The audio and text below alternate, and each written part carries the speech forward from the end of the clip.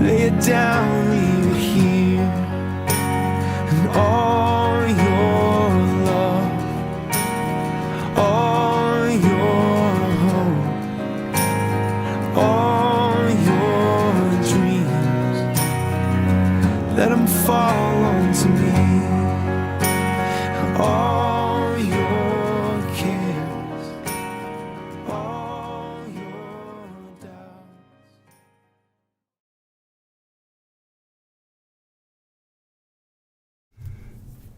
Good evening. It's Matthew Kelly. Welcome to our first live Q&A session on a Monday evening. When I first started speaking almost 30 years ago now, I would speak and then I would take questions, very often for longer than I spoke. And I love that. I love hearing what's on people's minds. I love hearing the questions that they're wrestling with in their hearts. And so the team here came up with a great idea, and that is to host this on a Monday evening, to pick a topic, to share the topic with you and let you float in your questions so we can answer those questions. At the top of the hour, each week I will speak about the topic for, let's call it 10 minutes, and then I will move into your questions. I'm seeing already lots of great questions come up over the past hour, and you can continue to send questions in as we move through the hour. I'm sure I'll not be able to answer all the questions, and we'll continue to answer questions on Twitter and Facebook and our other social platforms as the week goes on. Topic for tonight is busy is not your friend. Busy is not your friend, and I know this as much as anyone else, maybe more than anyone else. There's a question I use in my sort of end of year routines. I have a set of questions that I reflect on sort of between Thanksgiving and the New Year each year, and one of the questions is your life working? And very often the answer to the question is no, my life isn't working. And when that is the answer to the question, inevitably busy is always part of the problem. When my life is not working, when I'm not thriving, when different aspects of my life are not thriving, it's usually because I am too busy. It is a trap I've fallen into over and over in my life. And as we're going to discover as we go through some of your questions tonight and try and answer some of these questions, there's no one answer. It's not a binary thing. It's not something you can, okay, I fixed that busy thing and now I'm good. It comes back. It comes back in different ways and different shapes and different forms, wearing different masks, promising different things. It comes back in different seasons of our lives. And so busy, and I think the temptation to be overly busy is just, it's something that's constantly there in our lives. It's something that we have to be constantly dealing with. In my book, I Heard God Laugh, I wrote about it right towards the end of the book. It's on page 104. Busy is not your friend. Every time I have been nudged to realize that my life wasn't working, busy has been part of the problem. Busy is not our friend. It makes us feel overwhelmed, tired, and inadequate. If busy were a person, and this is the piece I really want us to think about tonight. If busy were a person, would you spend all day with that person today and then all day with that person again tomorrow? Busy is not your friend. This is a lesson I have had to learn too many times in my life. We're taught to judge a tree by its fruits, and the fruits of busy are not good. Busy leads to overwhelmed, weary, tired, burned out, worn out, discouraged, anxious, and stressed. Which of these fruits do you want in your life? And the answer is none of these fruits. The reality is If a person made you feel overwhelmed and tired and inadequate all the time, you would come to the conclusion very quickly that that person was not your friend, that that person was not helping you become a better version of yourself. But because busy is not a person, it is a reality that comes at us in lots of different ways. We do fall into this trap over and over again throughout our lives. I thought there was a very clever comment in the question bar tonight. Someone said, "Busy may not be your friend, but I believe he's a member of my family," which I thought was brilliant because it points out that very often it is not our own commitments that lead us into busy, although that can very often be the case. But very often other people make commitments or other people make disastrous choices in their life, and they come to haunt us, and they crowd in on our lives, and they bring busy into our life that we didn't plan for, we didn't expect, and we certainly didn't send an invitation. So I think there's lots of ways to look at it. I think it's a very hard balance to find. And to that effect, I would say that, balance probably isn't what we're looking for. I wrote a business book, probably a decade ago called Off Balance, which was exploring, the concept of work-life balance, which I essentially believe is a myth. And the problem with work-life balance is the term itself. It was invented, I think, in the early 80s by a British sociologist, and then became very popular in the late 80s in Fortune 500 companies here in the United States, and has become part of the cultural vernacular in America today. And people say, "I want work-life balance, I want work-life balance, I want work-life balance." But if you ask them, what is that? Talk to me about what does that look like? They almost never talk about balance. The problem I see with work-life balance is the term itself pits our work against our life. It essentially says your work is not part of your life.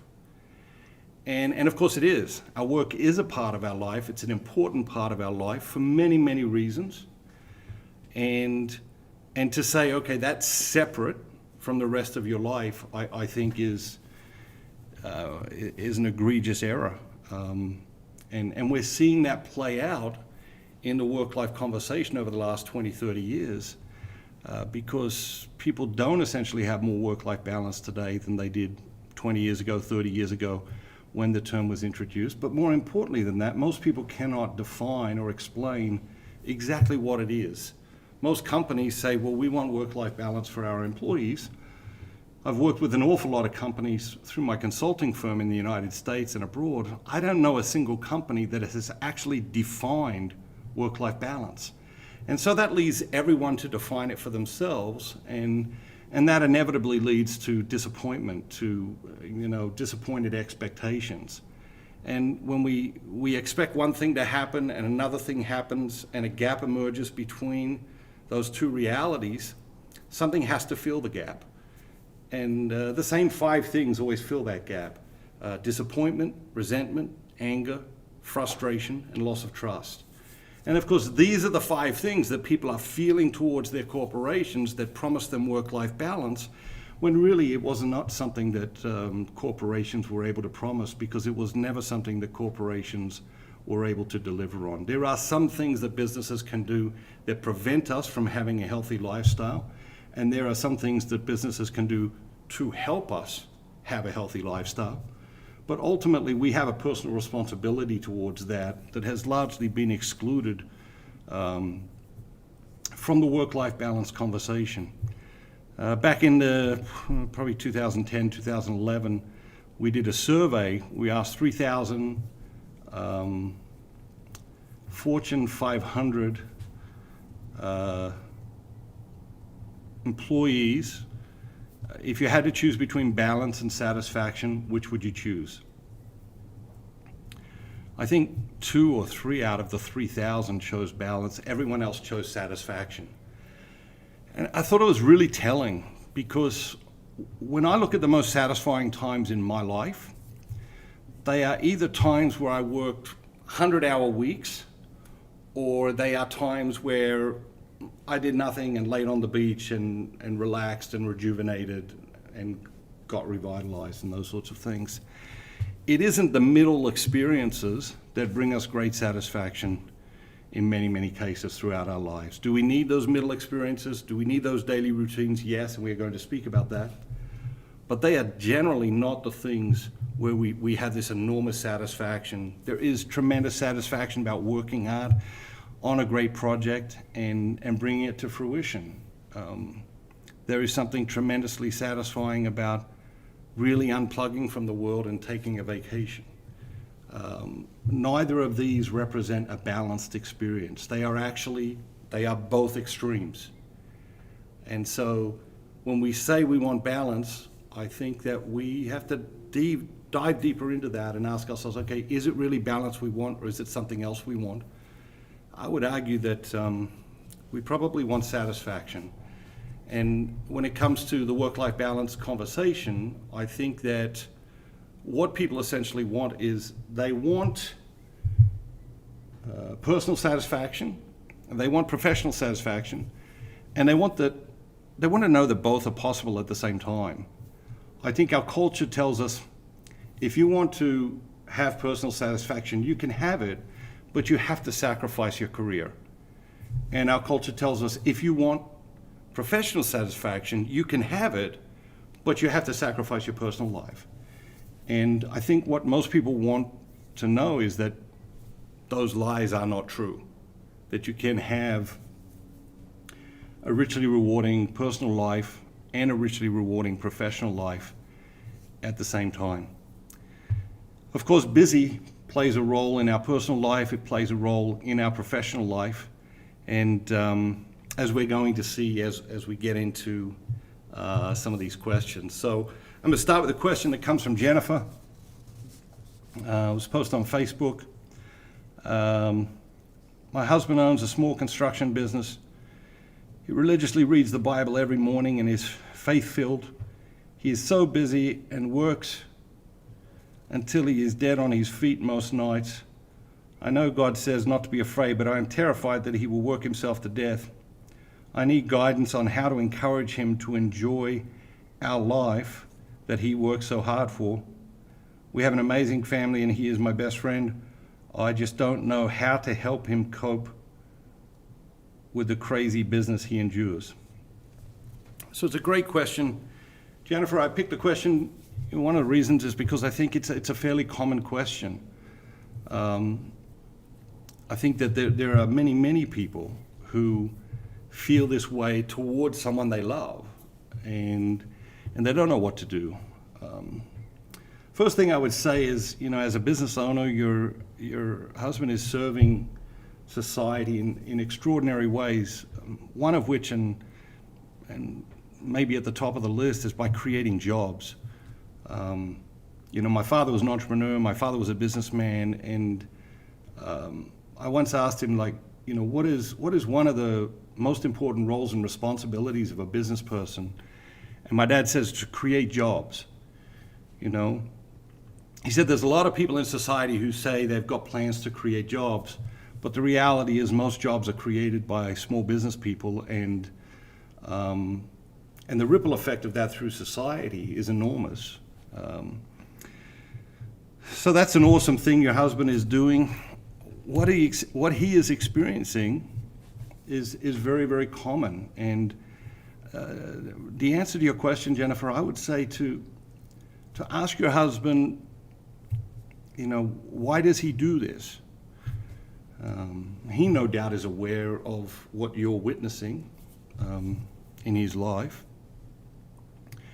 But to ask him, why does he work so hard? Why is he so committed, maybe overcommitted to his business?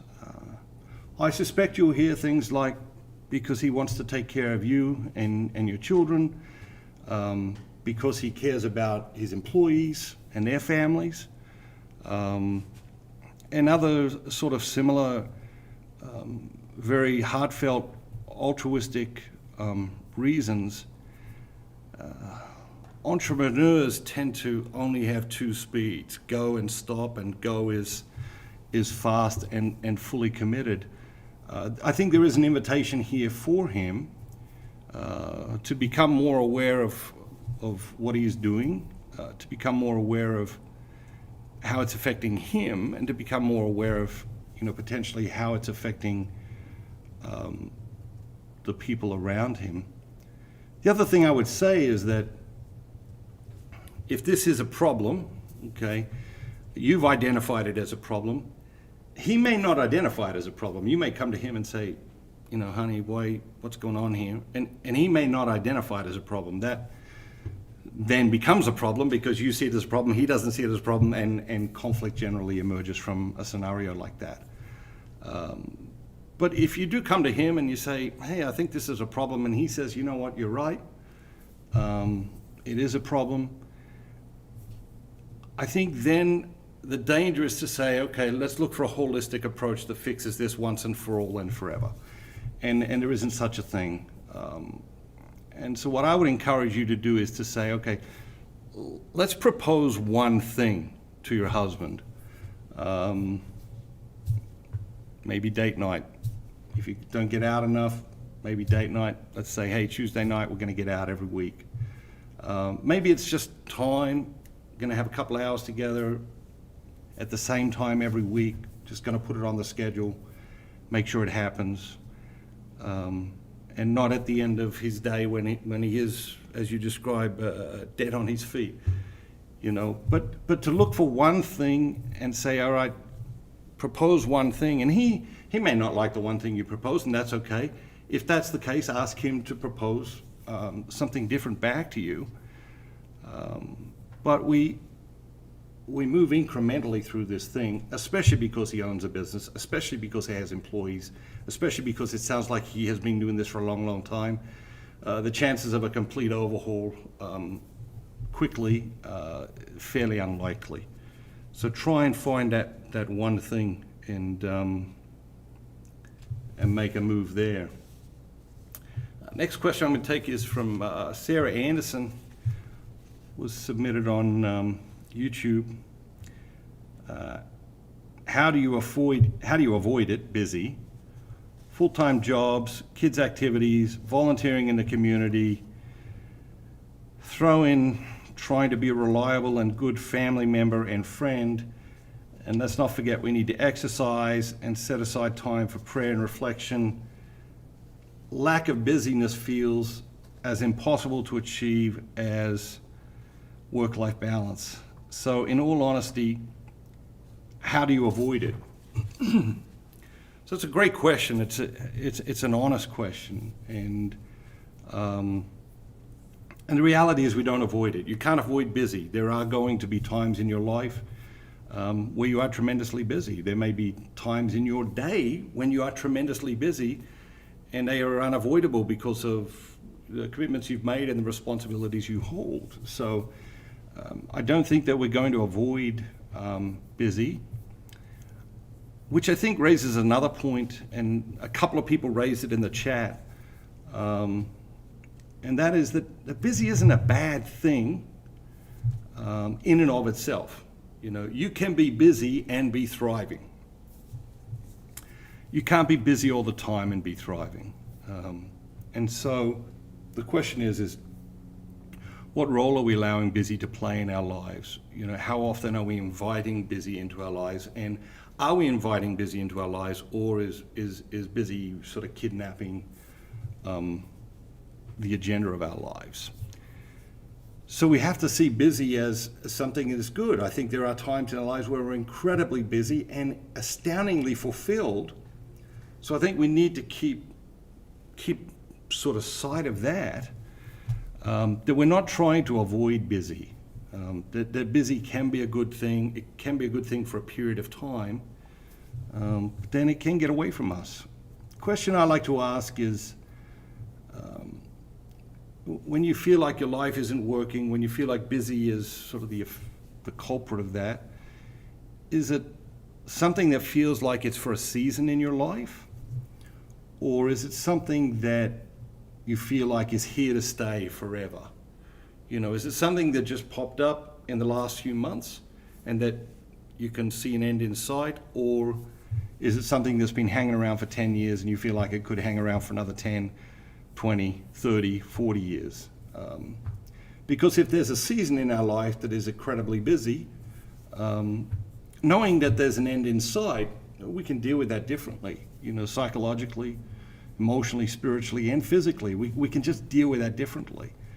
I think what happens is that when we get into a space where we feel like the busyness is never going to end, we get into a space like this is here, it's here to stay forever, I think that's when we start to feel those feelings of overwhelmed, incomplete, inadequate, can't deal with it, feel trapped.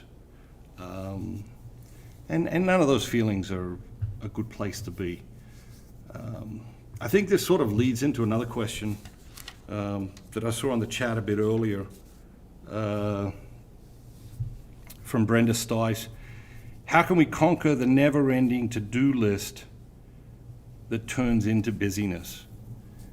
And I think that's a fantastic question.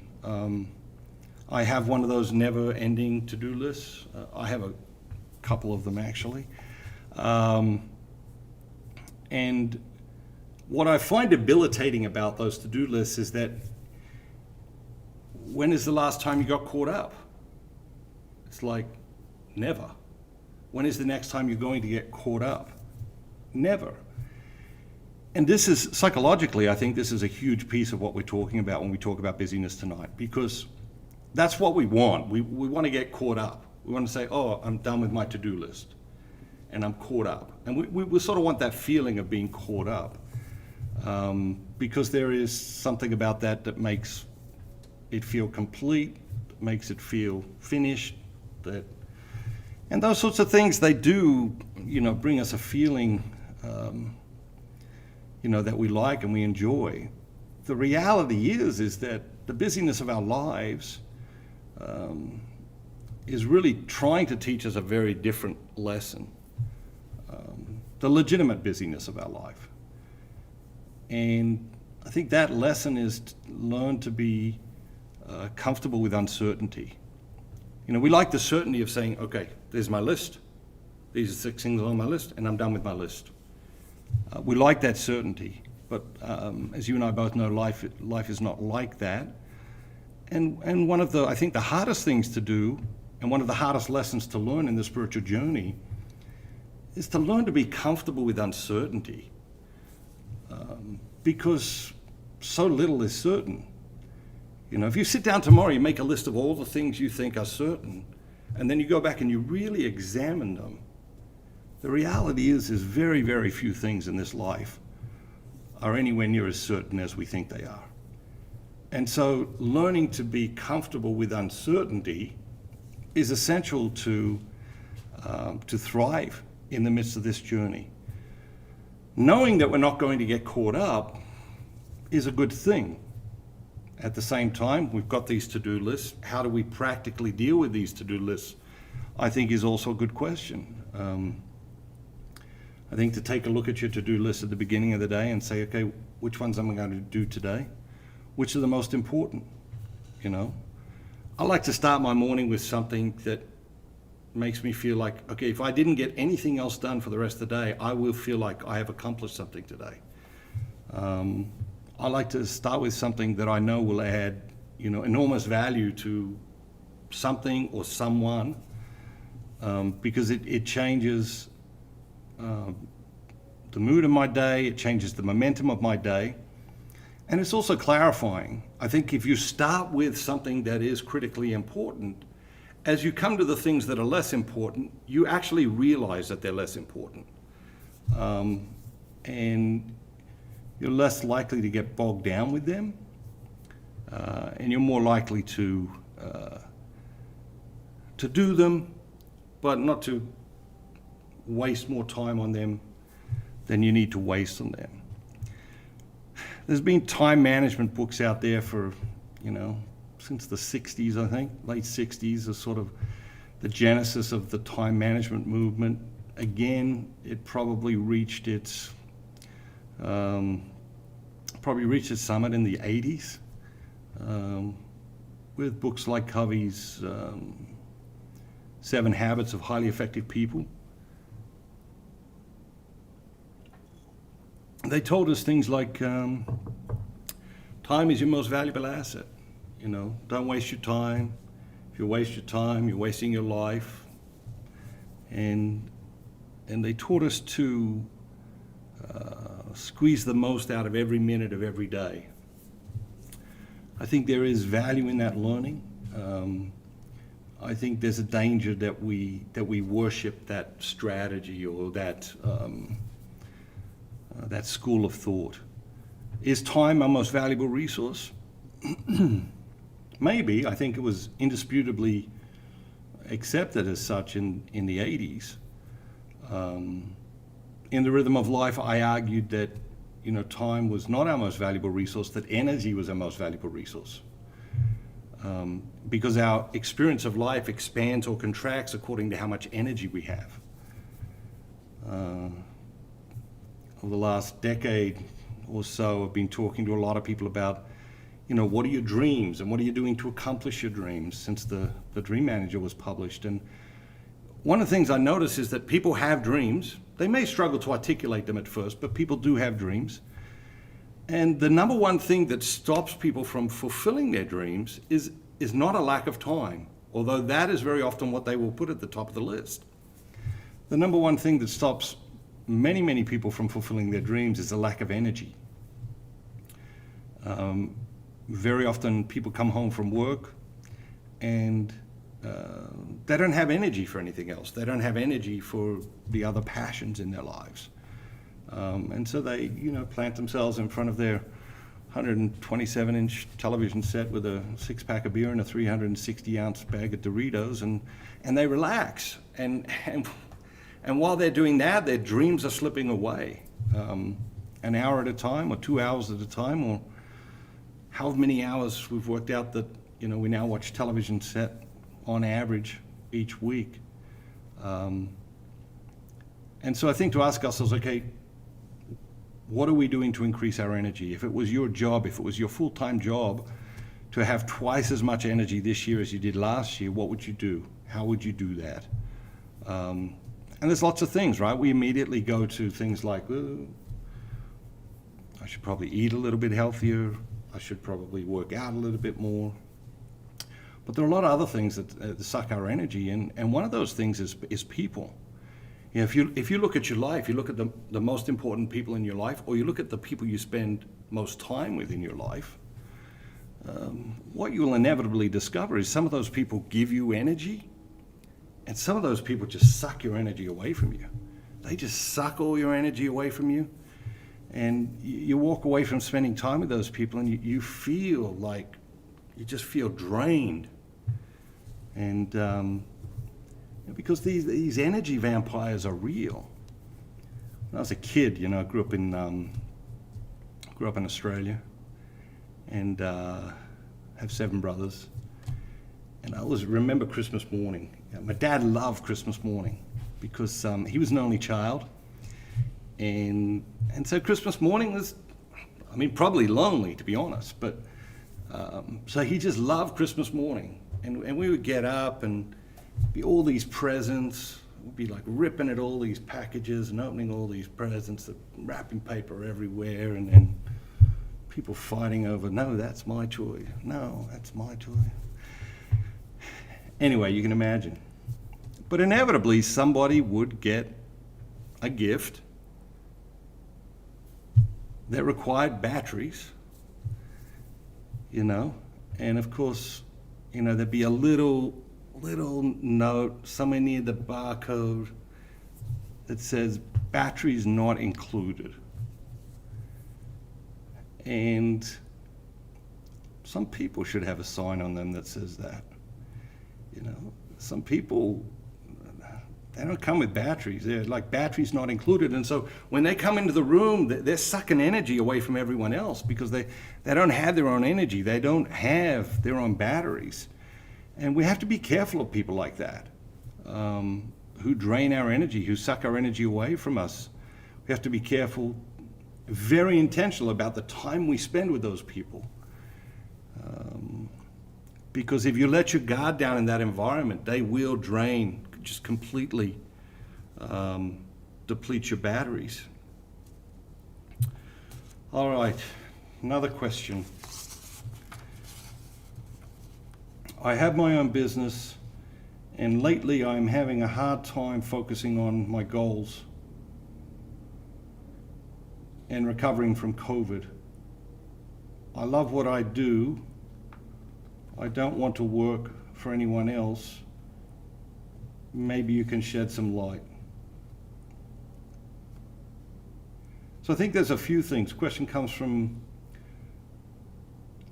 I think it's Delania, but I apologize if that is not how you pronounce your name. If that is not how you pronounce your name, that's how they pronounce your name in Australia. I think there's a few key points. The first of which is, you say you love what you do. To recognize that what percentage of people love what they do in this world? It's a very small percentage. And so I think to acknowledge that, to celebrate that, it sounds like you're having a hard time focusing on your goals, but it also sounds like you're recovering from COVID. And I think it is important that you continue to consult with your medical professionals and get a sense of, okay, what does recovery look like? We're learning more and more about this disease every day, every week, every month. And I do think it's important to get a sense of, okay, how much should you push yourself? How should you be gentle with yourself? What does recovery really look like? Outside of that, I think, to take a look at your life, to take a look at your budget, and to get a real sense of, okay, how much do you really need to work right now? Is there a possibility to pull back a little bit, maybe spend less money on something here or there, and give yourself a little bit more of a chance to recover from COVID before throwing yourself into this work, this business, which you clearly love, because it would be a horrible thing for you to lose something that you love just because we rush back into it too quickly. Next question comes from Warren Hunt. Warren asks, how can we best be charitable when saying no to things that are not central, but at the same time not offend others? Telling them we're too busy seems very off-putting. Yeah, I don't think telling people you're too busy is a good way to handle that. I think it is a very common way in our society to handle that. But the reality is that none of us are too busy to do, what we deem to be most important in our lives. And that's essentially the dilemma that you're dealing with here. When you tell somebody, no, I can't do that, or I don't want to do that, or I won't do that, you're essentially saying, that isn't one of the priorities in my life at the moment. That's not one of the most important things in my life at the moment. And the reason they get offended very often is because it is one of the most important things in their lives at the moment. It is one of the priorities of their life.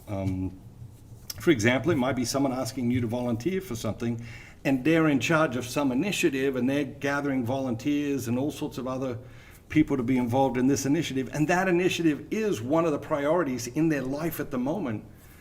And although you would not say it, although you would not articulate it in this way, what they hear is, they hear you saying, it's not a priority for you, it is a priority for them. The reality is that what you're saying is very honest, is very open, and and could be the best thing for you, the best thing for your family, the best thing for your career, your business, whatever. It could just be the best thing for you. And even though it's the best thing for you, they could still react in that way, you know? The important thing here is that you have no control over their reaction. Okay, you can only decide what is best for you. You can only walk that path. You have no control over their reaction. How often in our lives do we give somebody a gift? And the gift is very poorly received, you know, and you might go to a great deal of trouble to think about, okay, I want to get this person a gift. It's their birthday or their anniversary or their Christmas or Easter or whatever. I want to get them this gift. And you go to a great deal of trouble, and then when you give them the gift, it isn't received well. And we get offended. The problem with that is that we have absolutely no control over how somebody receives a gift or accepts a gift. Absolutely no control over that whatsoever. And the truth is, if we're giving a gift out of the right intentions, the right motivations, we actually should expect nothing in return, even a gracious acceptance of that gift. Of course we do, and it's another example of how, you know, how something is received can affect us, you know, emotionally, psychologically, and otherwise. The most important thing, I think, here with your question, Warren, is this. If you don't feel free to say no, you are not free to say yes. Okay? Anytime anybody asks you to do anything, okay, you need to ask yourself, okay, do I feel free to say no? Because if you don't feel free to say no, you're not actually free to say yes.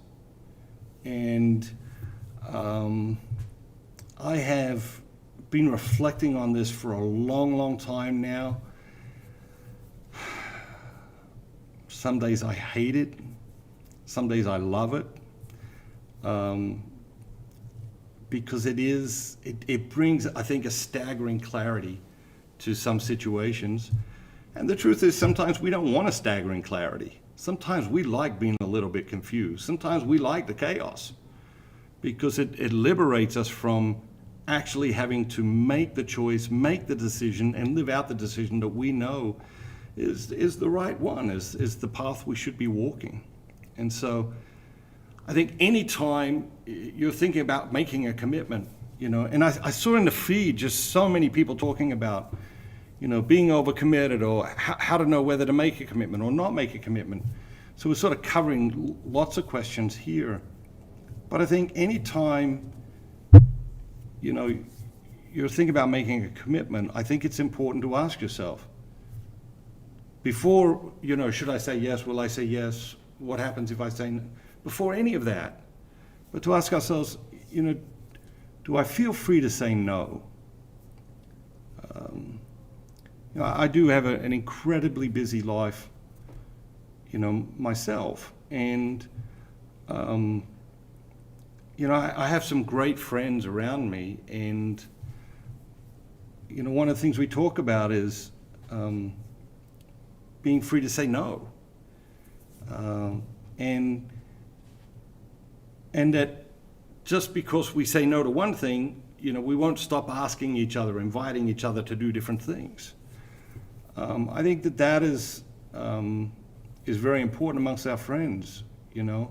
Another deal I have with this like close group of friends is that if we're on the phone, you know, and we're just catching up, we're just chatting, and we get another phone call that we have to take,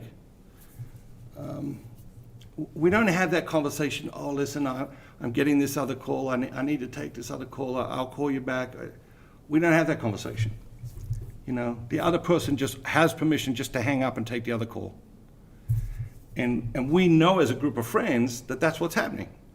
And, we'll hear back from that friend in an hour or in a week, depending, what is going on in his life. And these little understandings that we have with people can be tremendously liberating from these feelings that people have sometimes around really the smallest things. Oh, I had to get off a phone call with him. Well, who cares?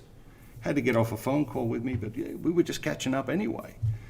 So are you free to say no? If you're not free to say no, you're not free to say yes. And above everything else, God wants you free. Okay? Above everything else, He wants you free. Because He created you for love. And you cannot love unless you're free. And no one wants to be loved by someone who's forced to love them, right? Because that's not love. If you're not free to say no, you're not free to say yes, because you're not free to give yourself to something or to someone.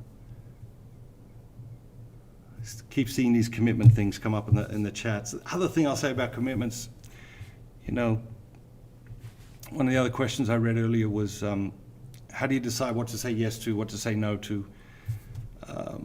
One of the things I learned over the years is to ask myself, you think about making a commitment to doing something or attending something, or whatever else that is, to ask yourself, okay, imagine you're at this event. So imagine you're agreed to go to a dinner party or a fundraiser or whatever it is. Imagine yourself at the event. Before you make the commitment, imagine yourself at the event. How are you going to feel there? What time of day is that? What sort of day have you had? What was the transition between your day and getting there? And what did that look like? And then ask yourself, how will you feel leaving that commitment? Maybe it was just a meeting. Maybe it was a lunch. Maybe it was a whatever. But how will you feel leaving that commitment? And by imagining some of these states, we develop sort of tremendous awareness of what we are committing to. And then the last thing I would say on that is, if we do feel compelled to say yes to something, why?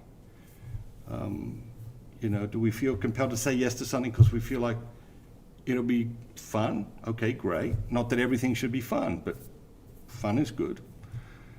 Do we feel compelled to say yes to something because it will help other people, even though we know we won't enjoy it? It might be something, I really know I'm not going to enjoy that, but it's going to help a lot of people, so I'm going to do it anyway.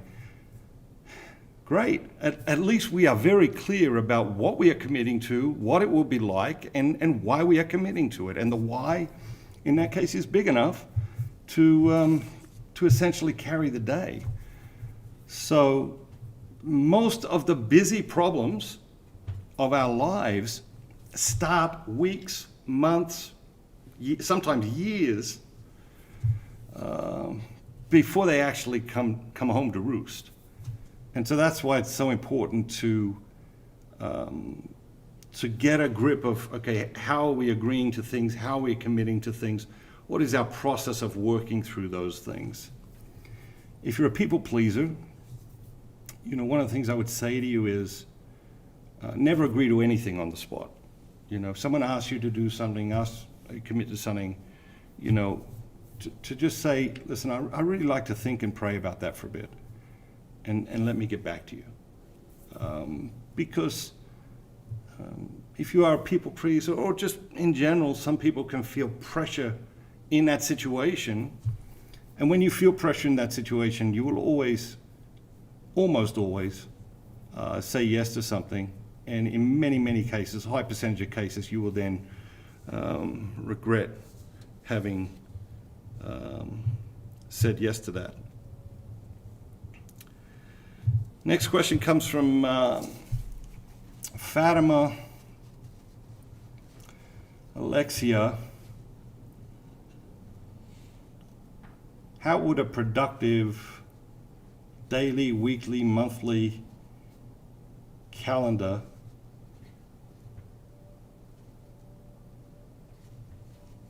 look like?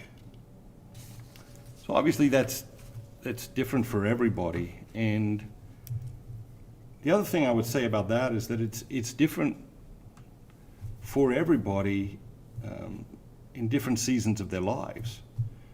You know, if you're a single person, what a productive weekly, monthly, daily calendar looks like can be radically different to, you know, what it's like for a married couple with young kids, or what it's like for an elderly couple. I think that very often we don't think about what stage of life are we in and what is best suited to that stage of life. For example, singleness, being single in our culture, is virtually treated as a disease. You know, if you're single and you meet people and they say, oh, you know, you're married, you know, you're dating, no, oh, we'll find someone for you. Like, we'll cure you. You're desperately sick, and we will cure this illness, and we will do it immediately. We will set you up with this whoever, you know. Our culture treats singleness like a disease, when the reality is that we experience singleness for very specific reasons. Never have a better time in our life to get to know ourselves, never have a better time in our life to get comfortable with who we are. And without getting to know who we are, and without getting comfortable with ourselves, we're not really ready for relationship. Because relationship comes out of those things. The best relationships come when people who have a sense of who they are and are comfortable with who they are come together, because in that scenario, they end up saying yes and no to the right things.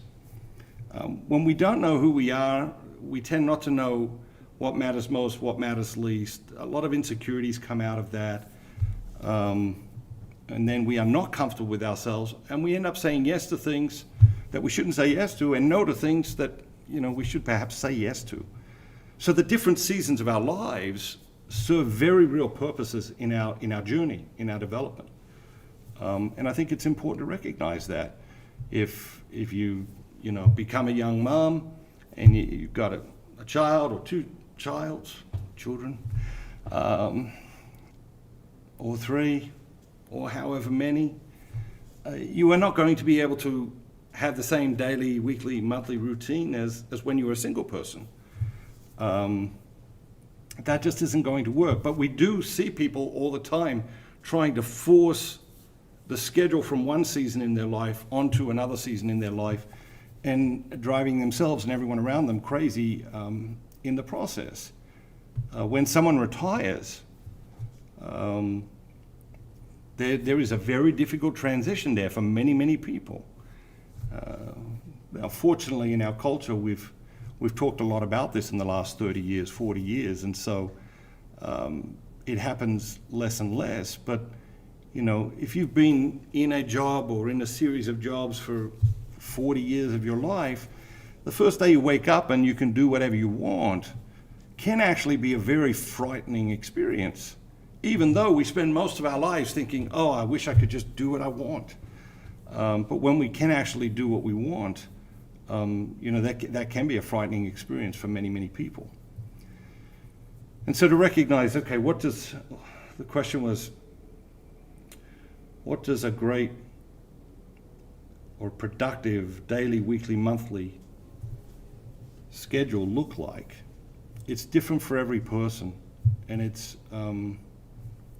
different at different times in our lives. And we hate that answer that question. I hate that answer that question. You hate that answer that question, because you want me to sit here and say, listen, I'll send you an email that'll tell you exactly what a daily, weekly, monthly schedule should look like. But we actually have to think more about life than that. We have to participate more in life than that. We actually do have to listen to that gentle voice within us and listen to what it is saying. You know, we do have to listen to the messengers that God sends into our lives and see what wisdom they've been sent to bring us. And we have to listen to our bodies. And our bodies say, I'm tired, you know. And sometimes when our bodies say they're tired, they're just lying. They're just lazy. They're not tired, they're just lazy. And so we've got to learn to work out, okay, when my body says it's tired, is my body actually tired, or is my body just, being a bit lazy and doesn't want to work out tonight? I mean, it could be either of those realities. And so what we think are simple questions are actually complex answers, actually require complex answers. And our society doesn't like that. But the truth is, if you put a question like this before somebody and they give you a very simple, this is the answer, boom, boom, boom, you should actually disbelieve that person. You should actually question, okay, well, where's that coming from? What is the reality of that? Because then people try to superimpose these routines into their lives in very rigid ways, and they end up back, where we started. So beware of, I think, the simple answers to these very difficult questions. And I think the other thing to be mindful of is we tend to depersonalize these questions. So, we ask the question, what would a productive daily, weekly, monthly calendar look like? Well, the truth is that you don't actually care what that looks like for, the other 1,000 people who want to ask the same question. You're interested in that question, the answer to that question for you. It is a deeply personal question, and you want a deeply personal answer. That's like when we have conversations about, what's the meaning of life? We're not actually interested in what's the meaning of life as a universal question. What we're really trying to work out is, what is the meaning of my life? What is the meaning of my life? And it is the same for these questions that we're talking about tonight. And so, there are not easy answers to these questions. What's important is that we have these conversations, is that we think about these bigger questions, because they do help us to work out, what matters most and what matters least. Let's take another question. What do we got here? How do you bring perspective to your life when you feel overwhelmed by busyness, either personally or professionally? So I think you're actually asking me personally, like, how do I do that? I'm laughing because, the way I deal with that is I remind myself that I am going to be dead one day. And it's not 1,000 years away from now. It's like I am actually going to die one day, and every day I'm closer to that. And sometimes when I tell people that, they say, that's very morbid. But I don't actually see it that. I see it as it's actually true, for one. And truth brings perspective, and when you're mindful of that perspective, it's like, okay, I am going to die one day. I think you then very quickly think, okay, do I want to commit to do that 3 weeks from now on a Tuesday night? That it brings ultimate clarity, I think. It is a question that brings ultimate clarity, or an idea that brings ultimate clarity. Is that we are passing through this place. We are passing through this place quickly. And so it does matter that we work out what matters most and what matters least, and that we spend as much time as possible on the stuff that matters most and as little time as absolutely necessary on the things that matter least. And if possible, we avoid them and eradicate them from our lives. Next question's about being overwhelmed. What do you do when you feel overwhelmed? When I feel overwhelmed, I know that I'm trying to do more in a 24-hour period than God wants me to do in a 24-hour period. And that's just ego. That ultimately behind that is ego. And what is even the point of trying to do more in a day than God intends for you to do in a day? That's lunacy.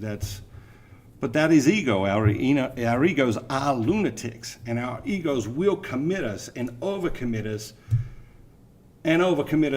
some more.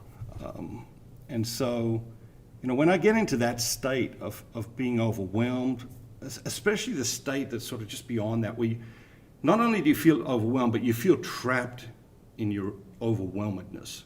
Like you don't know how to get out of it. I then try to look back on my day and examine my day and ask myself, all right, well, what of this day was in God's plan, and what of this day was Matthew completely going rogue? And usually that is fairly clear as I reflect back on a day. What else have we got here?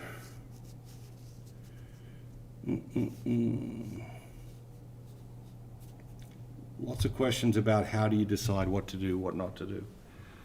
One of the most powerful indicators in the human person is motive. To ask ourselves, what are our motives for doing things? And to be mindful that we don't have pure motives. You don't have pure motives, I don't have pure motives. We're human beings, we just don't have pure motives. If we got done here and we went outside and we're crossing the street, and this little old lady trying to cross the street, and you see me helping the little old lady trying to cross the street, and then we ask the question, why did Matthew help the lady cross the street? Well, the answers could be because it was the right thing to do, or because that's the way his parents raised him, or because he knew you were all watching him, and if he didn't help the little old lady cross the street, he'd feel bad about that and he'd be embarrassed in front of you. Or it could be because there was a really good looking woman on the other side of the road and Matthew was trying to impress her. So let's come to the original question. Why did Matthew help the little old lady cross the road? Answer? Just the honest answer? All of those reasons. All of those reasons, because all of those motives, all of those reasons exist in my heart. That's just, now hopefully 99% of the reasons are all of the good reasons, and 0.25% of the other trivial reasons. But the reality is that we don't have pure motives. We do have mixed motives. And so pretending to say, okay, I've got to understand my motive, we'll discover one of them, but you usually have several of them in every situation. And knowing what our motives are and owning those motives, I think is a way forward. When we overcommit ourselves, ask ourselves, okay, why did I commit to do that? Get into the motives, and not just the one motive, the motives, plural. In every situation, we have many, many motives, and almost no situations do we have a singular motive. And that's okay, and that's human. It's messy, but that's human and that's real. We're almost out of time, so I share with you a couple of things. One, as I mentioned at the top, we will gather more of these questions. I will answer more of these questions on social media platforms this week. If you do not follow me, it makes me very sad. I can hardly sleep at night. No, seriously, Facebook, Twitter, Instagram, and most of all, subscribe to my YouTube channel by pressing that button somewhere down there. If you have not ordered your copy of Life is Messy, order your copy of Life is Messy. Have a great week, and don't waste your gold dust. Don't waste your gold dust. And I will tell you all about gold dust next week.